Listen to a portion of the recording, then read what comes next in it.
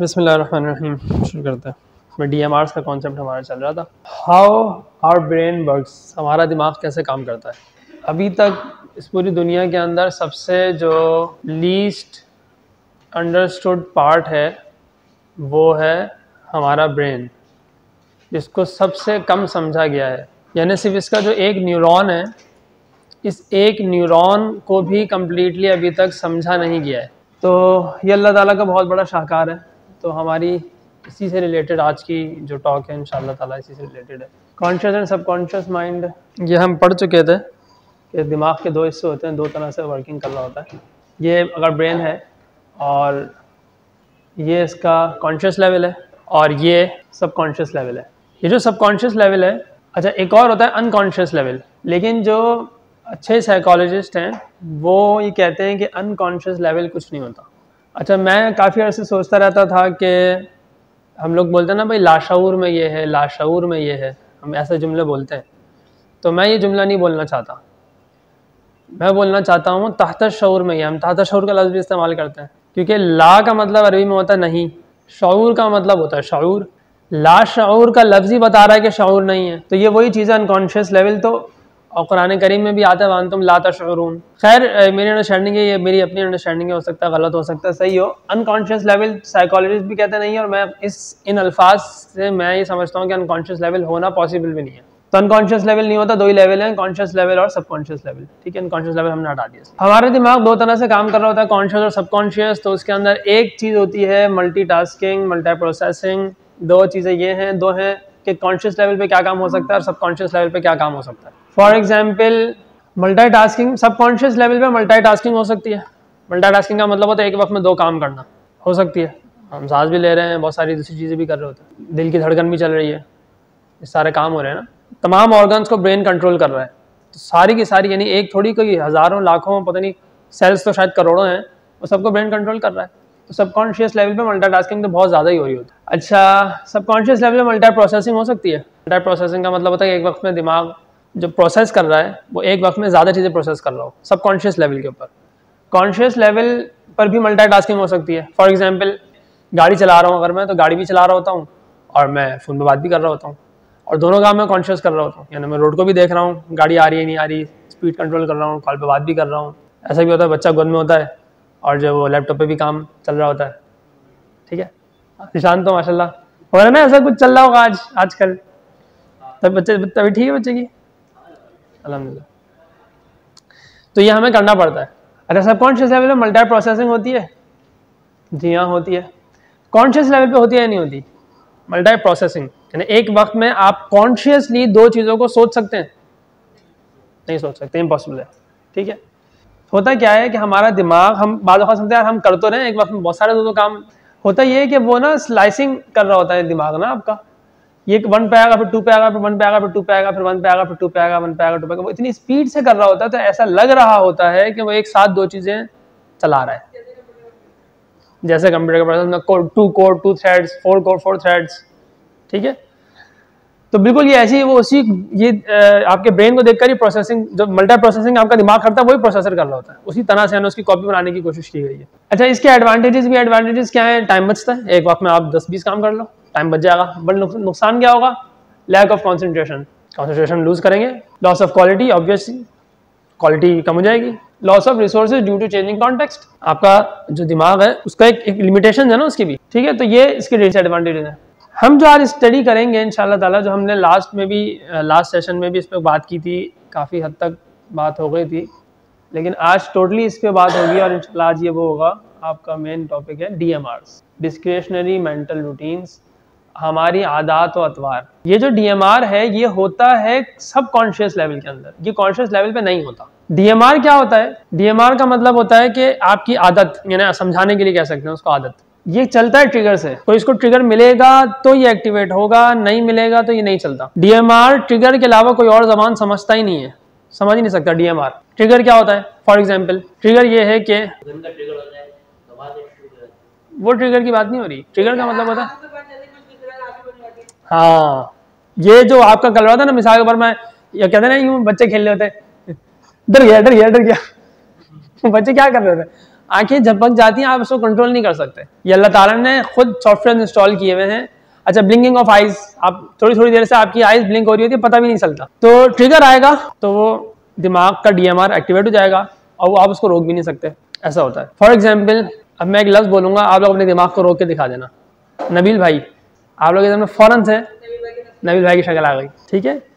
तो face of a person, ये हुआ कि जो मेरा नबील भाई बोलना था ये था ट्रिगर, और ये जैसे ही आया तो DMR एक्टिवेट हो गया और फौरन नबील भाई का तस्वुर आया।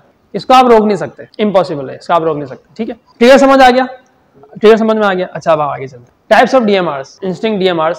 इंस्टिंक्ट DMRs क्या होते हैं? जो पैदाइशी अल्लाह ताला सॉफ्टवेयर इंस्टॉल करके भेज चुके होते हैं। फॉर एग्जाम्पल, मिसाल दें। रोना, हाँ बोले ना, चलना तो बाद में सीखता है। पैदाइशी DMR क्या होता है? पैदाइशी, सांस लेता है वो, दिल का धड़कना, रोना, ठीक है, वही ब्लिंकिंग ऑफ आइज है, दूध पीना और हंसना, मुस्कुराना, ये सब क्या है? इंस्टिंक्ट DMR से। सोना, सोना भी DMR है, बट इंस्टिंक्ट DMR है, ठीक है। Motor DMR, changing the gears of a car. जब पहली दफ़ा हम गाड़ी ड्राइव करना सीख रहे होते हैं तो हम गियर को देख रहे होते हैं, कॉन्शियसली उस पर तवज्जो देते हैं कि यहाँ पहला है, फिर दूसरा है, फिर तीसरा है, ऐसी और होता है, फिर चौथा है, फिर पांचवा है, रिवर्स इधर है। लेकिन जब गाड़ी हम चलाते रहते हैं और हमारी प्रैक्टिस हो जाती है, उसके बाद आप देखिए गाड़ी चला रहे गियर चेंज करते हैं, होता क्या है? वो मोटर DMR है। मोटर DMR का मतलब होता है कि बार बार उसको रिपीटिशन से वो आपका DMR बनता है। जब वो रिपीटिशन उसका इतना रिपीटिशन हो जाता है कि वो फिर कॉन्शियस लेवल से सबकॉन्शियस लेवल पे चला जाता है। जब सबकॉन्शियस लेवल पे चला जाता है तो DMR बन जाता है। जब वो DMR बन जाता है तो बस उसको ट्रिगर का इंतजार होता है। ट्रिगर आएगा, वो काम खुद ही करेगा। यहाँ ट्रिगर क्या है? साउंड ऑफ इंजन, ये जो क्या है, ये इससे वो आपका गियर चेंज हो रहा है। आपने देखा होगा कि बाद लोग उनका ये DMR नहीं बना हुआ होता, डेवलप नहीं हुआ होता, तो क्या कर रहे होते हैं वो लोग? उनकी गाड़ी में बड़ा बड़ा क्या लिखा होता है? L लिखा होता है, माना ये लर्नर है, ये भी सीख रहा है, इसके DMR बने हुए नहीं है, तो आप एहतियात करें। वो नहीं करेगा, वो एहतियात की उस पोजीशन में ही नहीं है ना अभी, क्योंकि उसका DMR नहीं बना अभी, ठीक है ना। उसका अभी गियर चेंजिंग ऑफ गियर्स और भी थोड़े और DMRs हैं गाड़ी चलाने में, वो नहीं बने उसके, खासतौर पे गियर, उसका DMR नहीं बना है, तो उसने अपना लर्निंग का L लगाया हुआ है। आपको एहतियात करनी है कि आप इससे बच के चलें, इसीलिए उसने इतना बड़ा बड़ा L लगाया हुआ है। जब वो पक्का हो जाएगा, उसको परमानेंट लाइसेंस मिल जाएगा, निकल जाएगा। साइकिलिंग, चलाते हैं, गिरते हैं, बैलेंसिंग, बहुत सारी चीजें हो रही है, जब हो जाती है फिर आप बस बैठते हैं, बैठते ही ट्रिगर एक्टिवेट होता है, ट्रिगर आता है, DMR एक्टिवेट होता है और आप चलाना शुरू करते हैं, साइकिल नहीं गिरता है, चलती रहती है साइकिल। स्विमिंग, शुरू में आप करते हैं यार हाथ कैसे करना है, ये कैसे करना है, फलाना फलाना, तो ये चीजें चल रही होती हैं। अच्छा, स्विमिंग का रूल ये है, हम जब सांस लेते हैं तो हमारा क्या तरीका होता है? सांस इनहेल नाक से की जाती है, एक्सहेल मुंह से की जाती है, ऐसे ही होता है। एक्सहेल आप नाक से भी कर सकते हैं, कर भी रहे होते हैं, रिवर्स हो सकता है, लेकिन स्विमिंग में रूल ये है कि आपने सांस इनहेल मुंह से करनी होती है और नाक से एक्सहेल करनी होती है। पता है बात आपको? ये स्विमिंग का रूल है। बाद लोग कहते हैं क्या भाई वो क्या हुआ, नाक में पानी चला जाता है, इसलिए क्योंकि वो आप कह रहे हैं मैं तो सांस रोकी हुई थी, क्यों चला गया? रोकी हुई थी इसलिए चला गया, लेंगे तो वो तो जाएगा ही जाएगा, लेकिन रोकने में जा भी सकता है और नहीं भी जा सकता। इसलिए रूल ये कि बस स्लोली आपने नाक से एक्सहेल करते रहना होता है जब पानी के अंदर है। ऊपर आएंगे तो आप मुंह से जल्दी से सांस ले लेंगे, फिर अंदर जाएंगे तो आहिस्ता आहिस्ता निकालते रहेंगे ताकि वो पानी अंदर जा ना सके डिस्प्लेसमेंट में, ठीक है। थर्ड DMRs में दो होते हैं। इंस्टेंट थर्ड DMRs वही था जैसे मैंने नबील भाई का नाम लिया तो फौरन आपके जहन में उनकी शक्ल आ गई, उनकी तस्वीर आ गई, ये इंस्टेंट है, फौरन आ जाएगा, remembering the face of a person.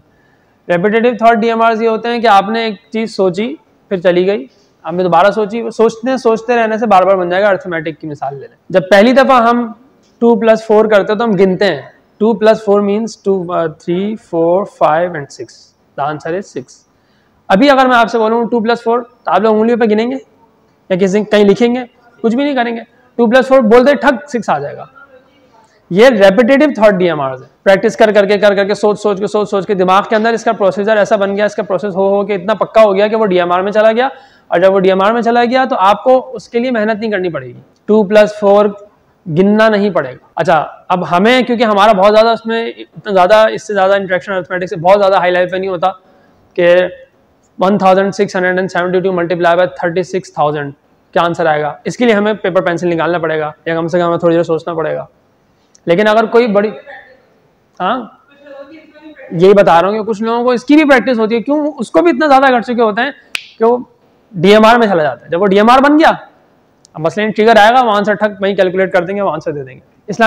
Islamically ये है फाइटिंग एरोगेंस, ये एक सिफत है किबर को रोकने की। फॉर एग्जाम्पल हमजा है, हमजा के ध्यान में आया यार ये तो ऐसी है, मैं तो ज़्यादा खूबसूरत हूँ, ज़्यादा हैंडसम हूँ, मेरे मुतालिक ऐसी हमजा के ध्यान में आता है। ये क्या है? एरोगेंस है, किबर है। अच्छा, अगर अब इसको कैसे हम रोकेंगे, कैसे इस किबर को रोकेंगे? कैसे? ऐसे रोकेंगे कि हाँ यार चलो ठीक है, मैं खूबसूरत हूँ, इनसे ज़्यादा खूबसूरत हूँ, इनसे ज़्यादा हैंडसम हूँ, ज़्यादा इंटेलिजेंट हूँ, ठीक है, लेकिन आखिर कब तक? बुढ़ापे में तो सारी खूबसूरती बराबर हो जाएगी। तो कहते हैं बाद लोग बुढ़ापे में भी खूबसूरत होते हैं, चलो बुढ़ापे में सारा कुछ कम ज़्यादा होंगे, कब्र में तो सब बराबर हो जाएगा। तो ये जब हम बार बार सोचते रहेंगे तो क्या होगा? ये एरोगेंस ख़त्म हो जाएगा। फिर डीएमआर में जब वो चीज़ चली जाएगी तो उनको कभी भी किब्र नहीं आएगा, यानी वो बड़े से बड़ा काम कर जाएंगे। जैसे आपने बाद लोगों के वाक़यात, बुजुर्गों के वाक़यात में देखा होगा, पढ़ा होगा, सुना होगा कि यार उनको ये बात, उन्होंने इतना बड़ा काम अंजाम दिया, इतना बड़ा कारनामा अंजाम दिया, उसके बाद जब उनसे कहा गया कि यार वो आपने तो बहुत ही, यार ऐसा काम तो तारीख में किसी ने नहीं किया, तो आगे से उनका जुमला होता है नहीं हमने कुछ नहीं किया, सब अल्लाह ने किया है, अल्लाह ने हमसे करवाया। तो बाद में ख्याल आता है यार ये ऐसा कैसे हो सकता है कि आदमी आपकी सही और अच्छे काम पे तारीफ कर रहा है, तो आपके दिल में जज्बात तो आएंगे खुशी के भी कि हाँ यार वाकई ये मैंने किया है। ये बोलना कि ये अल्लाह ने किया है, तो वो तो अल्लाह ने किया तो है, लेकिन ये ना दिल से नहीं बोल रहे होंगे। ऐसा जहन में आता है, मेरे आता था कि यार ऐसा तो इतना ऐसा कैसे हो सकता है, मतलब कुछ तो आएगा। लेकिन सच्ची बात यह है कि नहीं, ऐसा नहीं होता। जो बुजुर्ग वाकईतन बुजुर्ग बन चुके होते हैं, उनके दिल से एरोगेंस का डीएमआर खत्म हो चुका होता है और उनके दिलों में आजिज़ी का डीएमआर डेवलप हो चुका होता है। मैं आपको एक वाक़ा बताता हूँ, आसान तर्जुमा है कुरान, मुफ्ती तकी उस्मानी साहब का तर्जमा है, तशरीह भी है, इंतहाई शानदार है, पूरी दुनिया में उसको जो है ना वो कबूल किया गया है। आसान तर्जुमा कुरान में कुछ चीज़ें ऐसी थी जो मेरे हिसाब से मज़ीद बेहतर हो सकती थी, गलतियाँ नहीं थी, बट वो फॉर एग्जांपल रूल ये है कि एक आयत का जब तर्जमा किया जाएगा तो जो तर्जमे में चीज़ आएगी वो उसका लफ्ज़, जिस लफ्ज़ का वो तर्जमा है वो लफ्ज़ आयत में हो, या जो लफ्ज़ नीचे लिखा गया वो किसी लफ्ज़ का तर्जुमा हो आयत में, अरबी में। बीच में वजाहत करने के लिए ब्रैकेट्स आते हैं, ऐसे होता है, ऐसा होता है, मैं बता रहा हूँ। ब्रैकेट्स का मतलब ये होता है कि ये जो ब्रैकेट में बात आ रही है ये अल्लाह ताला के कलाम का तर्जमा नहीं है, ये तर्जुमा में या तो तसलसल जोड़ने के लिए, क्योंकि अरबी के अलग रूल्स हैं, उर्दू के अलग हैं, इंग्लिश के अलग हैं, तो उसमें या तो तसलसल जोड़ने के लिए है या वजाहत करने के लिए है कि समझ आ जाए कि यहाँ इस लफ्ज़ या इस तर्जुमे से मुराद क्या है। ये है रोल ब्रैकेट्स का, ठीक है, यह समझ में आ गई ये बात। ये इंग्लिश में भी होता है, उर्दू में भी होता है, अरबी में भी होता है, उर्दू में तो होता ही है। मैंने नोट किया जब थोड़ी सी अरबी आ गई तो मैंने नोट किया, उसमें बहुत ज़्यादा मैंने उसके अंदर फोकस किया और ये नोट करना शुरू किया कि बाज़ औक़ात टाइपिंग में जो टाइप कर रहे होते हैं उन लोगों से क्या गलतियाँ हो जाती हैं, इस तरह की छोटी गलतियाँ हो जाती हैं। एक लफ्ज़ जिसको ब्रैकेट के अंदर होना चाहिए था उन्होंने ब्रैकेट के बाहर टाइप कर दिया, और बाज़ औक़ात ब्रैकेट के बाहर जो लफ्ज़ होना चाहिए था उसको अंदर टाइप कर दिया, विच मीन्स कि जो लफ्ज़ ब्रैकेट में लिखा हुआ वो आयत का तर्जमा नहीं है, जबकि आयत के एक लफ्ज़ का तर्जमा है और वो ब्रैकेट में आ गया है, तो ये गलत था। इस नियत के तहत मैंने पूरा आसान तर्जुमा कुरान का लफ्ज़ पढ़ना शुरू किया। एक ये था मेरा फ़िल्टर, दूसरा फ़िल्टर था कि जहाँ आयत के रेफरेंसेस दिए गए हैं वो रेफरेंसेस सही हों, क्योंकि टाइपिंग में बहुत से लोगों को 26 का पता नहीं चलता, 62 और 26, 62 और 26, उर्दू में तो ऐसे ही होते हैं ना, ऐसे लिखे हुए होते हैं उर्दू में। ये क्या है? ये 26 है, 22 है, नहीं है 26 है, देखो हो गया ना, तो ये कन्फ्यूजन हो जाती है।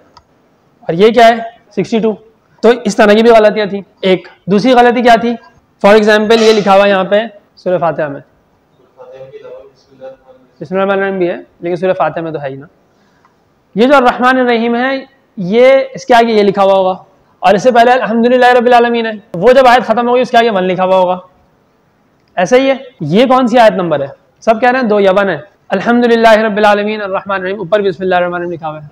ये जब आयत को कोट किया जाएगा तो सूरह फातिहा आयत नंबर 1 कोट किया जाएगा या 2 कोट किया जाएगा? पक्की बात है। बाद वक्त ये कन्फ्यूजन होती है ना कि यार ये 1 आयत है। अब बहुत से लोगों को पता ही नहीं होता कि जब आयत मुकम्मल होती है उसके बाद उसका नंबर दिया जाता है, तो ऐसी मिस्टेक्स भी थी। फॉर एग्जाम्पल मुफ्ती साहब ने लिखा है और उसके अंदर बताया कि ये वाली बात फलां सूरत की आयत नंबर फलां में है, तो उन्होंने तो सही बताया होगा अल्लाह आलम, लेकिन जिसने टाइप किया उसने अगर चेक किया है या कुछ भी किया या नहीं भी चेक किया वैसे टाइप कर दिया, या जल्दी में कुछ चीज़ गलती हो गई तो क्या हुआ, उन्होंने ये दे दिया।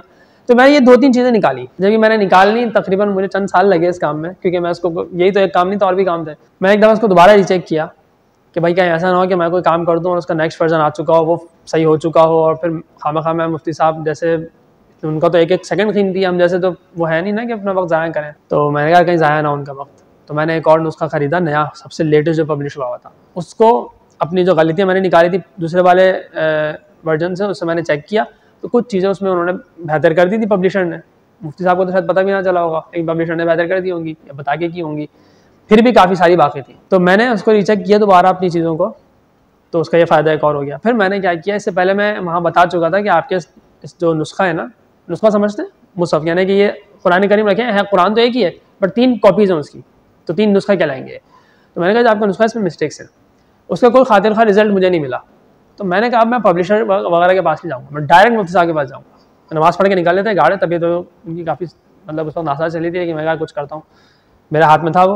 अब मैं उनके पास चला गया, उनके मैंने सलाम किया और मैंने उनको दे दिया, हज़रत ये थोड़ा सा 30 रमज़ान या 29 रमज़ान का आखिरी दिन था, इशाद या सुबह ईद थी, मैं देकर आ गया। 6 महीने बाद कॉल आती है एक अननोन नंबर से, मैं उठाया, अस्सलाम वालेकुम, कह रहे मैं मुफ्ती तक़ी उस्मानी साहब के ऑफिस से बात कर रहा हूँ। अच्छा, मैं ना आराम से लेटा हुआ था सुकून से ना, जैसे उन्होंने ये कहा ना, मैं सीधे होकर थोड़ा सा बैठ गया। मैंने कहा भाई यार, जी बोले।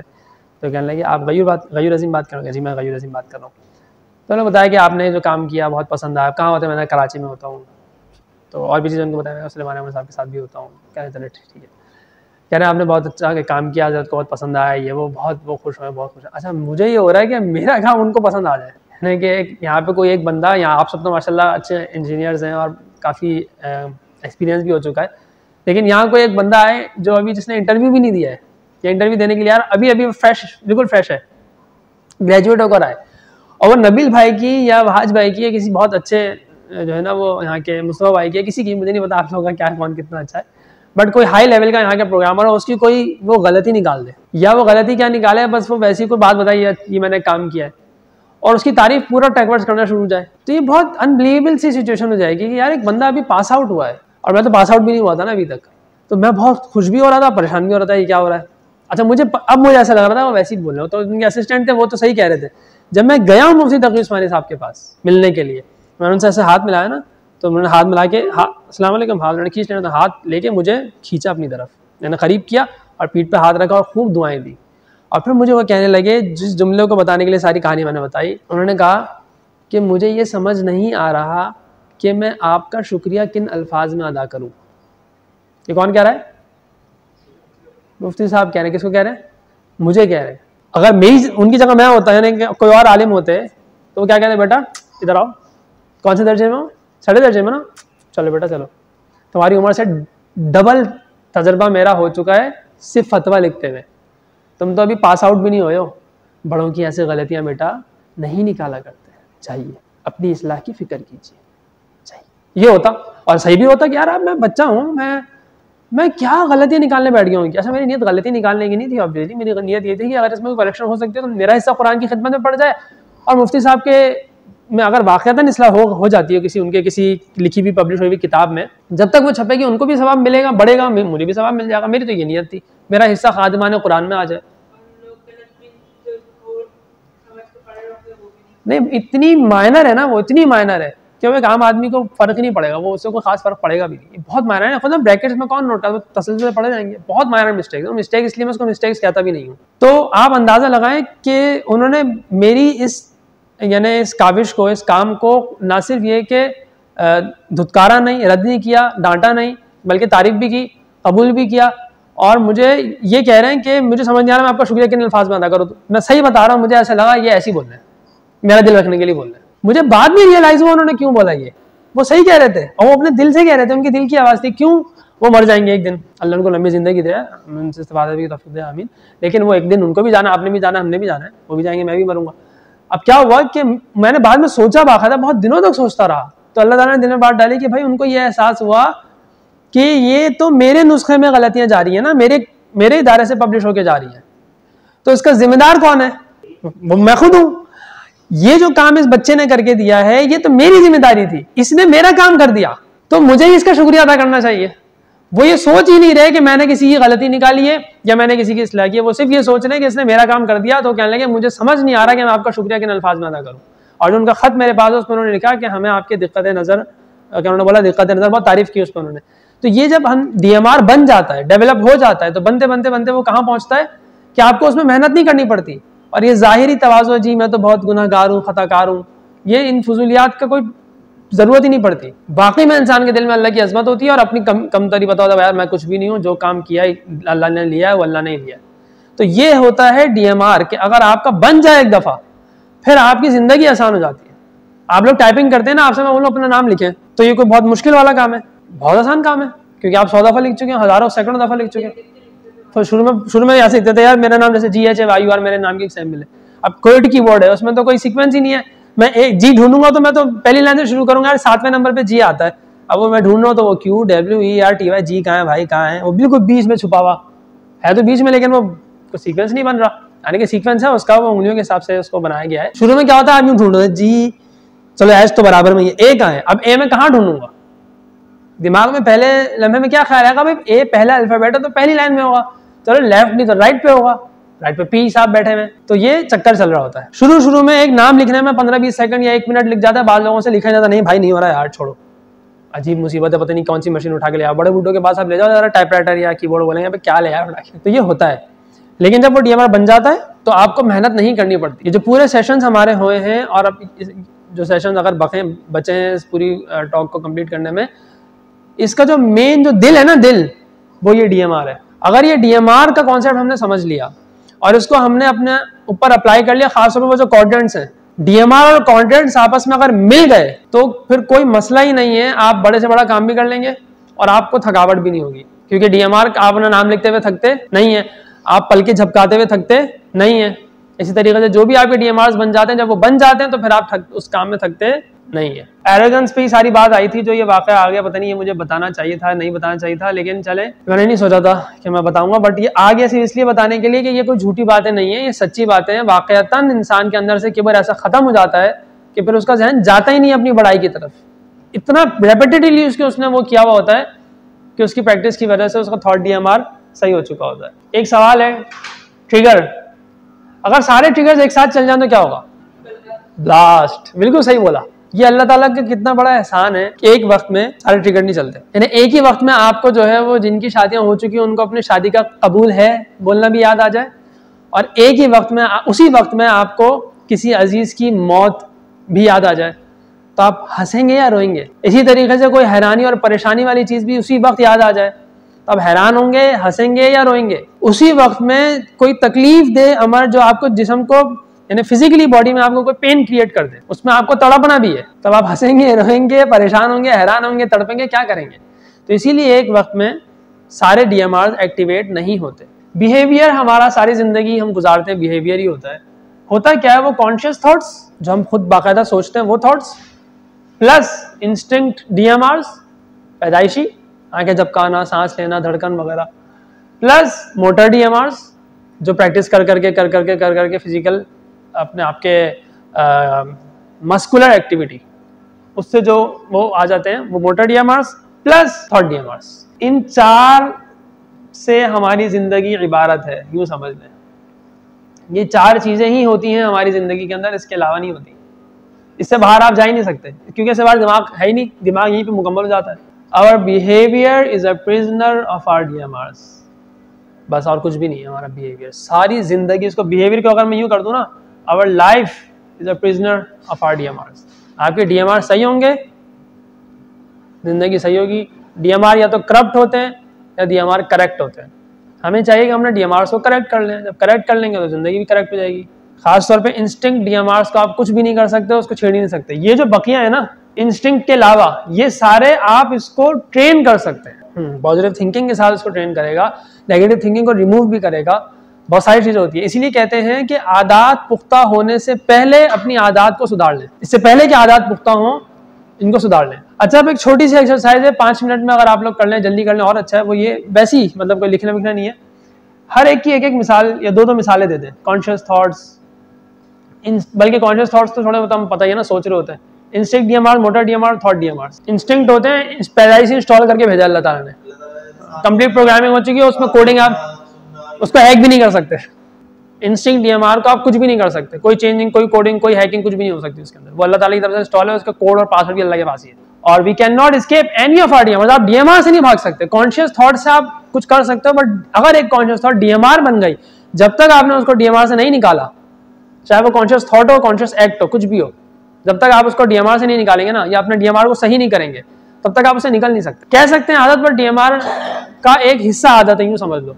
अब जैसे सांस लेना आदत नहीं होती, मोटर डीएमआर को आप कह सकते हैं कि वो आदत है। बाद लोग कहते हैं ना इसकी फितरत में झूठ है। फितरत में झूठ नहीं हो सकता। कुल्लू मौलूदुन यूलदु अलल फितरा। हमने लास्ट टाइम हदीस पढ़ी थी कि हदीस में आता है कि आप सल्लल्लाहु अलैहि वसल्लम ने फरमाया कि हर इंसान फितरत पर पैदा होता है, उसके बाद अबावाहु, उसके माँ बाप उसको औ युहविदानी ही औ युनस्सिरानी ही औ युमज्जिसानी ही, उसके माँ बाप उसको या तो यहूदी बनाते हैं या नसरानी बना देते हैं, या युमज्जिसानी का मतलब उसको मजूसी बना देते हैं। ठीक है, तो इसी तरीके से माहौल के अंदर कुछ डीएमआर होंगे, कुछ आपके पेरेंट्स से, कुछ आपके ना उसमें भी आ जाते हैं। मैं ना वो जब छोटा था ना, तो गाड़ी नहीं, गाड़ी छोटी छोटी गाड़ियाँ होती थी, तो मैं क्या करता था, गाड़ी यहाँ से लगाई ना, जैसे यहाँ से लगाई तो यूं लेकर यहाँ कहीं ना कहीं जम करके खेलता रहूँ, यूं चलाता रहूँगा। ये मैं खेलता था ऐसे। गाड़ी नहीं होती तो अपनी उंगलियों से यूं चलाते चलाते चलाते यूं खेलता रहता था, अपना खेलता। अच्छा, उसके मैं बड़ा हो गया, अल्हम्दुलिल्लाह शादी हो गई, बच्चे हो गए। अब मैं ऑब्वियसली बच्चों वाले मैं तो नहीं कर रहा। मेरा जो बेटा है यूसुफ, पहला बेटा मोहम्मद यूसुफ, एकदम वो क्या करने लगा, गाड़ी यूं चला रहे हैं। मैंने यार उसको देखा, मैंने कहा देखो यार, उसको मैंने कभी नहीं सिखाया, उसने मुझे कभी नहीं देखा, बट वो आपकी जीन्स के अंदर एक चीज ट्रांसफर हो रही होती है, जेनेटिक्स। ठीक है, उसके अंदर आदत आ गई।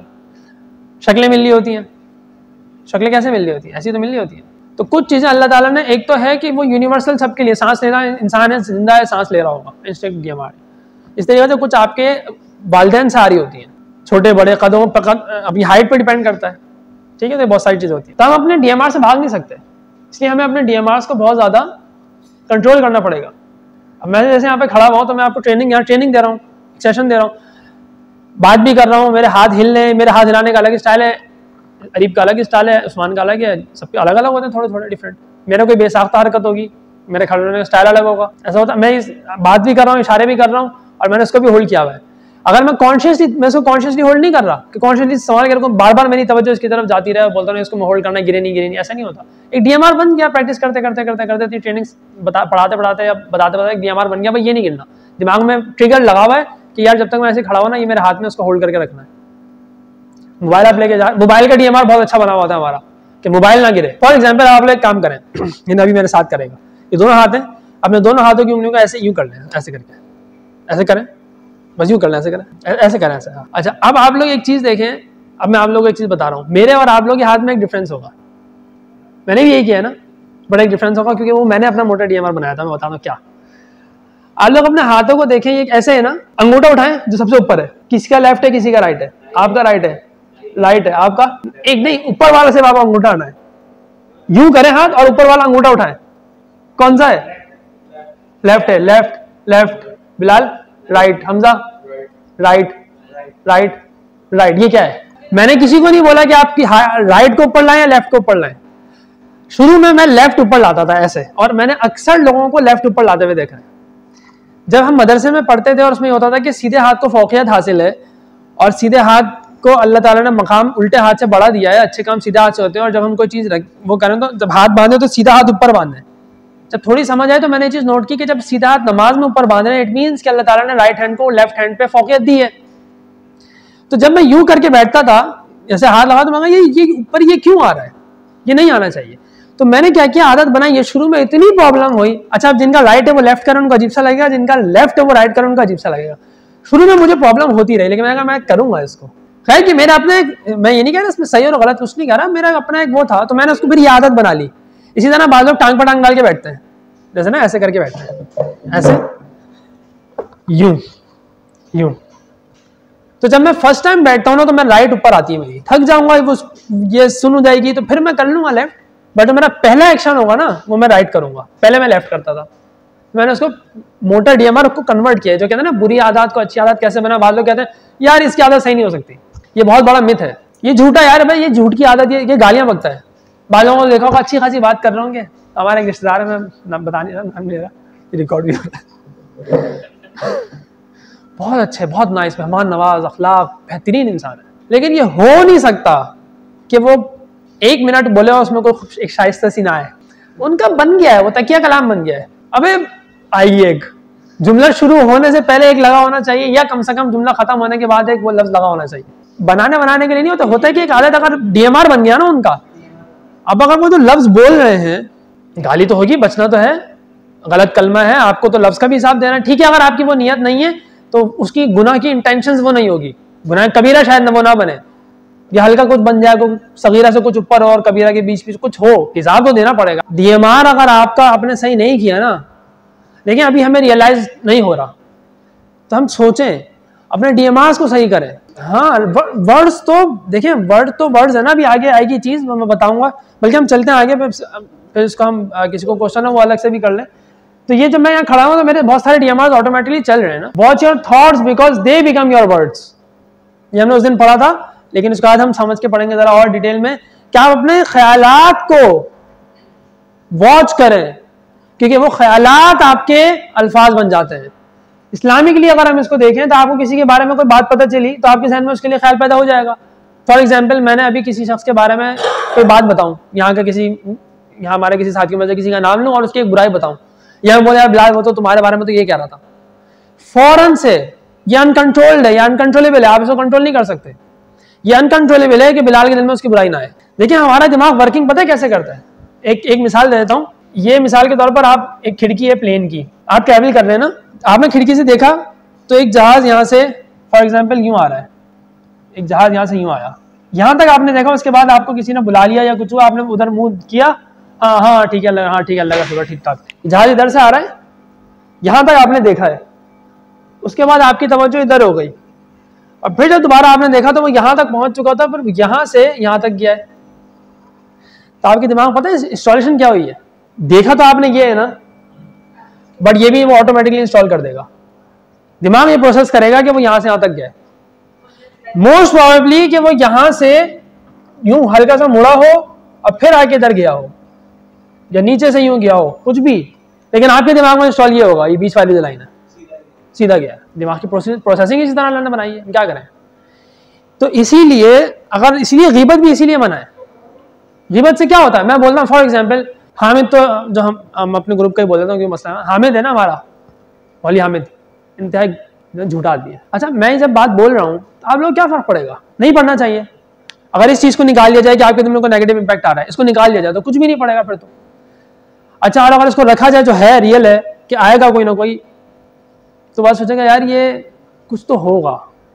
आपने अपनी आंखों से नहीं देखा, बट आपका दिमाग ने उस हिसाब से प्रोसेस कर लिया उसको, इसीलिए गीबत मना है। आपकी जात पे, हामिद की जात पे तो फिजिकली कोई असर ही नहीं हुआ, तो इसको मना क्यों किया गया, इसलिए मना किया गया कि आपका दिमाग उस पर कुछ ना कुछ, किसी ना किसी हद तक असर लेता है। बाज बहुत पक्के होते हैं, उनके डीएमआर इतने टाइट होते हैं कि उनसे सैकड़ों लोगों की गीबत कर दी जाए उनको फर्क नहीं पड़ेगा। एक आदमी की 100 मरतबा की जाए उनको फर्क नहीं पड़ेगा, लेकिन इतना कम होता है, इतना रेयर होता है कि बस आप सोचो ना, आप सल्लल्लाहु अलैहि वसल्लम से पक्के डीएमआर तो किसी के नहीं हो सकते। उनकी मजलिस में कोई गीबत नहीं करता था, करने नहीं देते थे, यानी कि उनके डीएमआर से बहुत अच्छे, मतलब किसी और की भी शिकायत सुने तो वो नहीं करते थे इंडिविजुअली भी, इल्ला कि किसी के इस्लाह का मसला हो। क्यों? डीएमआर भाई, उसको हम डीएमआर कह रहे हैं, उसको कुछ भी कहते हैं, तो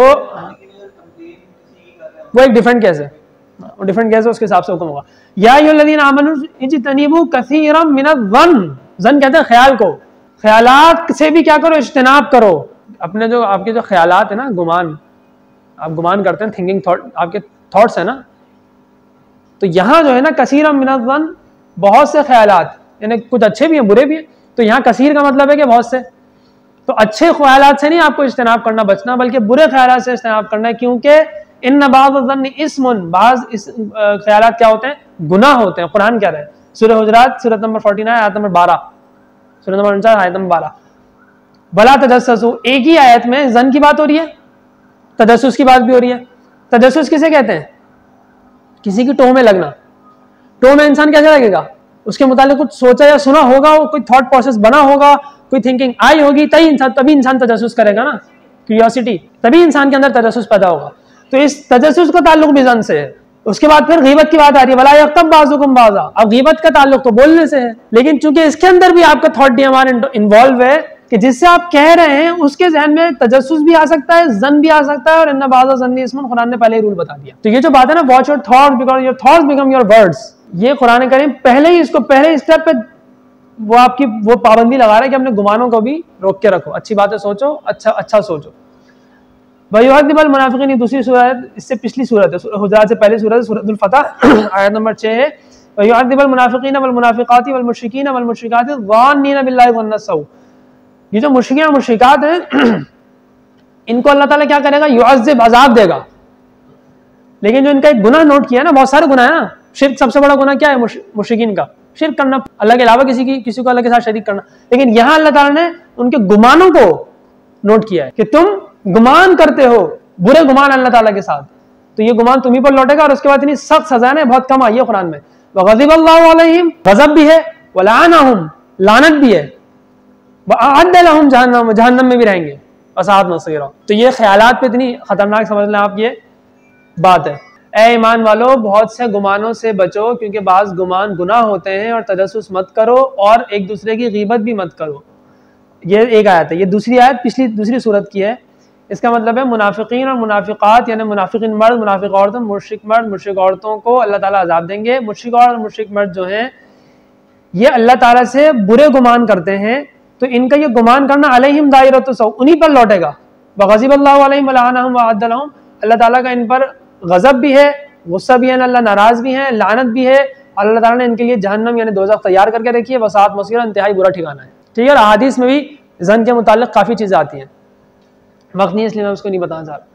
watch your words because they become your action. Obviously बात है, अपने अल्फाज को रोकेंगे। एक सीन हुआ था, एक शादी, एक कपल था, कपल में उसका एक अंदाज़ा, आपने मेरी बातें सुनी ना, मैं छलांग मार दूंगी, if you don't listen me I will jump.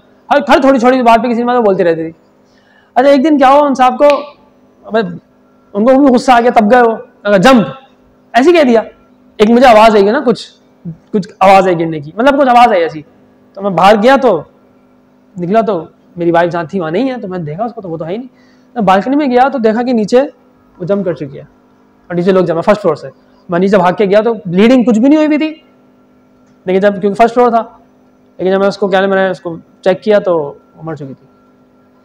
उसको इतना झटका लगा कि 6 महीने वो बंदा बेड पे रहा, और उसके हाथ में ना मुस्तकिल एक उसके हाथ में वाइब्रेशन आ गई, बेड से तोड़ गया, लेकिन उसके हाथ में वो एक जो होता है ना ट्रॉमा, क्या कहना चाहिए, उसको जो झटका लगा है, उससे वो बाहर नहीं आ सका सही से। तो अपने अल्फाज कहना, ज़्यादा नहीं करूँगा, तुम्हें तलाक दे दूँगा। भाई ये तो इस लफ्ज़ को तो छोड़ दो। बल्कि बाज़ उलमा ने कहा आवाम तो तलाक के मसाइल में ज़्यादा ना पड़े, कोई मसला हो जाए उलमा से पूछते, सिर्फ इतनी एहतियात रखे कि तलाक का लफ्ज़ ज़बान से ना निकाले। आप कभी कह देंगे किसी के मसले में नहीं, आप मियाँ बीवी खासतौर पर शादी के बाद तलाक का लफ्ज़ तो भाई भूल जाओ ज़िंदगी में, गलती से भी मत कहना, तलाक के लफ्ज़ को तलाक दे दो। सिटाइजेशन चल रही होती है हमारी through media, Hollywood Bollywood. Hollywood के अंदर एक कलर होता है जो ज़्यादा डोमिनेट होता है, किसी को अंदाजा कौन सा कलर है हॉलीवुड में ज़्यादा कलर कौन सा यूज़ हो रहा होता है? ब्लू। जो थीम बनती है ना वो ब्लू पे बनती है अक्सर, उसमें ब्लू, क्योंकि उसके पीछे क्या वजह मैं बताता हूँ। और बॉलीवुड में ज़्यादातर येलो, आप रिसर्च करना आपको ये निकलेगा। क्यों? ये जो हॉलीवुड है उनका कोई डेविड क्या है मुझे याद नहीं आ रहा, स्टार ऑफ डेविड ऐसी कोई चीज़ है, वो ब्लू कलर का है। तो वो आपको डिसेंसिटाइज कर रहे हैं। अभी थोड़ी पता चलेगा, कॉन्शियस माइंड पे तो आपने फिल्म देख ली, बड़ी शानदार थी, बड़ी अच्छी थी, बड़ा अच्छा कॉन्सेप्ट दिया, देख लिया आपने, बट सब कॉन्शियस लेवल पे दिमाग कितना पावरफुल है हम लास्ट सेशन में पढ़ चुके हैं, वो इसको भी पिक करता है। ब्लू कलर कौन सा कलर चल रहा है, क्या चल रहा है। बॉलीवुड फिल्म में देखेंगे येलो कलर, उनका येलो कलर का वो है, इसको पूछते हैं पता नहीं क्या है, उनका भी कुछ है, ठीक है। उनके यहाँ पे फूल वूल अक्सर उनके मंदिरों में येलो चल रहा होता है, सब क्या है ये। पंडित भी वो पीला उनका वो है पीला, तो ये सब बहुत सारी चीजें होती हैं। अभी यहाँ जाइटेक्स में जब ये लोग जा रहे थे हम लोग, तो उसमें क्या हुआ, वीजा का बहुत सारे का पहले वीजा रिजेक्ट हो गया, पता नहीं आप लोगों को सीन पता ही नहीं, पता क्यों रिजेक्ट हुआ। उन लोगों का डीएमआर बन गया, क्या बन गया दुबई वालों का, कि पाकिस्तान से लोग जो आते हैं ना, खासतौर पर दाढ़ी टोपी वाले, उन्होंने किया क्या, यहाँ पे ऐसा वाक़ा था ना, ऐसा भी किया लोगों ने, गए वहाँ, उन्होंने वहाँ पे दाढ़ी टोपी रखी हुई है और रो रहे जाके भीख मांग रहे हैं, किसी भी शेख की गाड़ी साफ कर दी, हम फला मदरसे से आए, पाकिस्तान में मदरसा है ऐसा, या फला मदरसा है, चंदा देते हैं। हाँ, तो हो क्या रहा है, ये लोग यहाँ पे जब कोई मसला होता है, गुरबा वहाँ चले जाते हैं, वहाँ जाके रहना शुरू कर देते हैं, पैसे मांग के लाखों हजारों करोड़ोंपति बनते रहते हैं, ठीक है। दिन दौलत बहुत है दुबई के अंदर। तो जब ये बहुत ज़्यादा होने लग गया, तो पहले 80% जो है वो दूसरी कंट्रीज के थे, 20% जो है वो पाकिस्तान के थे। उसके बाद पता नहीं कौन से पे उन्होंने रिसर्च, चंद साल पहले उन्होंने जब इस पर रिसर्च थोड़ा सा चेक किया क्या है, तो ये बिल्कुल रिवर्स हो चुका है, 80% पाकिस्तानी है, बाकी पूरी दुनिया के 20% है। और जेल की भी एक लिमिटेशन है ना, कितने भरेंगे भाई, जगह नहीं है अब तो इसलिए उन्होंने किया कि भाई ये जो है ना दाढ़ी वाले जो भी इस तरह से आ रहे हैं ना, उनको अच्छे खासे फिल्टर उन्होंने लगा दिए, तो वीजा रिजेक्ट हुआ था, फिर दोबारा किया, पता नहीं क्या किया इस तरह, फिर लोग के बास के आवाज के इस तरह चलता रहता था। तो ये क्यों उनका DMR बन गया, एक पाकिस्तान से बंदा आया और फिर दाढ़ी टोपी वाला आया है, ये तो भाई नहीं, ये तो फकीर और भिखारी है। इसीलिए उन्होंने ये कहा कि आपके अकाउंट में पता नहीं 20,000 या 30,000 दिरहम होने चाहिए, तभी हम आपको अलाउ करेंगे, पता नहीं कितने होने चाहिए मुझे एक्जैक्टली याद नहीं, क्यों, ताकि ये कंफर्म हो जाए कि आप भिखारी नहीं है। उस DMR को हमने बनाया है, हमारी गलती है कि हमने गलत DMR बना दिया। जैसे मुसलमान गलत सोच के US के अंदर और बहुत से कुछ कंट्रीज में कुछ लोगों के जहन में मुसलमान मीन्स टेररिस्ट, वो DMR हमने या खुद बाज वेस्ट ने प्लानिंग करके हमारे रूप में बना दिया है DMR। Watch your thoughts because they become your words, watch your words because they become your actions, watch your actions because they become your habits, वो एक्शन आदत बन जाएंगी, motor DMR। Watch your habits because they become your character, आपकी आदत आपकी शख्सियत होती है। Watch your character because they become your destiny. अला व इन्न फिल जसदी मुज़गा, मैं हैरान हुआ हूँ, ये जो पूरा था ना एक प्रोसेस थॉट से लेकर डेस्टिनी तक, ये देखें अल्लाह के नबी ने क्या बोला है, क्या फरमाया है, अला व इन्न फिल जसदी मुज़गा, गौर से सुनो, जिस्म में एक टुकड़ा है, इदा सलाहत सलाहल जसदु कुल्लू व इदा फसदत फसदल जसदु कुल्लू, अगर वो ठीक हो गया ना सब ठीक हो जाएगा, और अगर वो तबाह हो गया सब तबाह हो जाएगा। अला वहियल क़ल्ब, गौर से सुनो, वो दिल है। बुखारी में 2 जगह है, मुस्लिम में है, अबू दाऊद, तिरमिजी, नसाई, इब्न माजा, दारमी, मुस्नद अहमद, इतनी सारी किताबों में सियासत की मुस्तनद तरीन रिवायत, इसके अलावा भी बहुत सी किताबों में, सही मुस्लिम बुखारी तो है ही है। क्या चीज़ है ये, वो अला वहियल क़ल्ब, वो दिल है, दिल में क्या आते हैं, ख्यालात।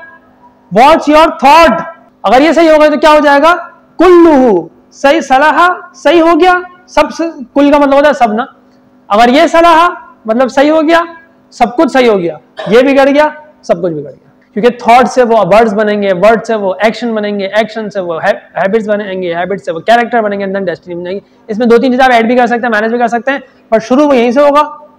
2 चीजों पे हमें कंट्रोल करना होता है, एक तो हमारे थॉट्स और एक हमारे आदात। DMRs हमारे बन जाते हैं, खासतौर में मोटर DMRs, ये जरा हम बाद में पढ़ लेंगे, खत्म हो गया तकरीबन DMRs के। थोड़ा सा है कि ये 2 असल है, इंस्टेंट थॉट DMRs तो आ जाते हैं, असल में हमें इन 2 पे काम करना होता है। इन 2 को हम बड़े आराम से कंट्रोल कर सकते हैं प्रैक्टिस करके, ये कंट्रोल हो जाता है, हमारी पूरी लाइफ कंट्रोल हो जाती है।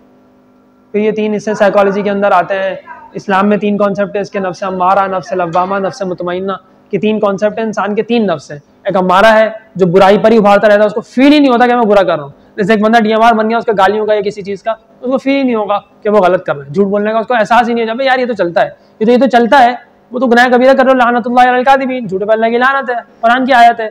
जब आप सुनाओ ना उसको, फिर वो सोचता है यार हाँ, उसमें भी बात का इतना करप्ट हो चुका होता है DMR, बोलते हैं यार कोई बात नहीं, क्या हो गया, ये वो झूठ थोड़ी है, जिस झूठ की बात ये हो रही है वो ये घुमा देंगे। भाई झूठ इज झूठ यार, झूठ का मतलब जो चीज़ वाकई के खिलाफ हो और आपको पता हो और आप जानबूझ के कर रहे हैं, इट इज कॉल्ड झूठ। तो ये चल रहा होता है। तो नफ्स अम्मारा का मतलब है उसका एहसास नहीं हो रहा, नफ्स लव्वामा का मतलब है गलती करके इंसान का एहसास होता है मैंने गलत किया है, एहसास दिलाओ तो वो मान लेता है मैंने गलत किया है। और जब ये इस पर प्रैक्टिस करते करते करते करते अच्छे होते रहते हैं आप, तो फिर नफ्स मुतमइन्ना बन जाता है, जिसमें फिर किसी चीज़ की जरूरत ही नहीं रहती, वो अंदर से इत्मीनान में होता है, उसको कोई चीज़ मसला नहीं करती। या अय्युहल्लज़ीना आमनू तक़ुल्लाह वक़ूलू क़ौलन सदीदा युस्लिह लकुम अमालकुम व यग़फ़िर लकुम ज़ुनूबकुम, ऐ ईमान वालों अल्लाह से डरो और सच्ची सीधी बात कहो, साफ सुथरी बात, वाज़ेह बात कह दो। अच्छा, जब आप वाज़ेह बात कह रहे हैं तो इससे आगे तो इसका रिजल्ट है युस्लिह लकुम अमालकुम, अल्लाह तुम्हारे अमाल सही कर देगा। इसका कोई लिंक समझ में नहीं आता था इतना ज़्यादा। इसका लिंक ये है कि जब आपका जो DMR है सीधा सही, बिल्कुल क्या करना चाहिए, वाज़ेह है, अच्छा है, सही है, तो जब आपका कॉल सही हो जाएगा ना, watch your thoughts become words and words become actions, जब तुम आपका वर्ड सही हो जाएंगे ना, कॉल, तो अल्लाह तुम्हारे अल्लाह तुम्हारे अमाल की क्या करेगा, अल्लाह इस्लाह कर देंगे तुम्हारे अमाल की, और तुम्हारे गुनाहों को माफ कर देंगे। वमन युति अल्लाह व रसूलहु फ़क़द फ़ाज़ फ़ौज़न अज़ीमा, जिसने अल्लाह और उसके रसूल की इताअत की वो अज़ीम कामयाबी हासिल हो गई उसको। तो आज हम यहाँ पे इसको ऑफ करते हैं इंशाअल्लाह ताला। नेक्स्ट हम यहाँ से जो आगे हमारी एक चीज़ है उसके बाद हमारे इसका कॉन्सेप्ट खत्म हो जाएगा, फिर इंशाल्लाह हम स्लीप मैनेजमेंट पे आ जाएंगे कि हमारा दिमाग साइकोलॉजी के लिए चलता है, कि जैसे हमने साइकोलॉजी थोड़ी सी पढ़ी है ना इसमें, इस तरीके से स्लीप मैनेजमेंट में क्या होगा कि हमारा दिमाग स्लीप का करता है क्यों, ये सारी चीज़ें होगी। कोई क्वेश्चन तो आप लोग कर सकते हैं इजीली। अब आप लोग खुल के करें क्योंकि हमने इसका ऑफिशियली ऑफ कर दिया ना, सवाल करें जितना करना है, जो पूछना है पूछें, कोई चीज़ समझ नहीं आई पूछ लें, अभी नहीं बाद में ख्याल आया बाद में पूछें, जब पूछना पूछें, नो प्रॉब्लम। कुछ फ़ायदा हुआ, कुछ सोचा, हैबिट्स, तो जब तक कोई बात कंफर्म ना हो उस वक्त तक कोई आप फैसला मत करें।